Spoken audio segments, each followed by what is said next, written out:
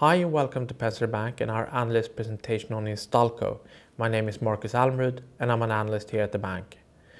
Instalco acquires and develops installation companies in the construction and industrial sectors, and we see an upside of 70% in the share.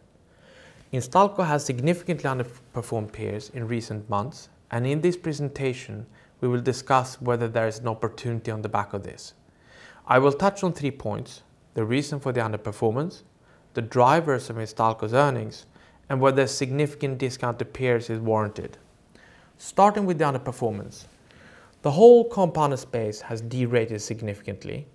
The forward-looking PE has contracted about 45% since the peak late last year, and Instalco has fallen with the universe, but it has underperformed. And I see 2 reasons for this. Firstly, it has more construction exposure than most peers. About 60% of sales are to the construction sector. And secondly, the margins have contracted while peers have been able to keep them steady. We'll come back to this shortly because I think that the reversal of the margin trend is critical for the share to perform. Before that, I'd like to examine the sales and earnings drivers. M&A has been the predominant growth driver in past years. The rate of acquisitions have continued to accelerate in the past years, and we would not expect for this rate to slow down. We're currently at all-time high levels in terms of added sales from acquisitions for 2022, and this despite us being in the middle of the year only.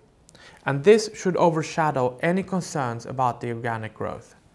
When it comes to the margin contraction, it's due to 2 things: high degree of sick leave in the early part of this year, and a lag between high raw material prices and price increases.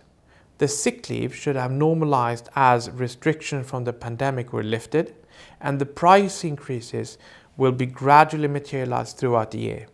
Both margin pressuring factors are hence temporary, and we expect for the margin to normalize in the coming year.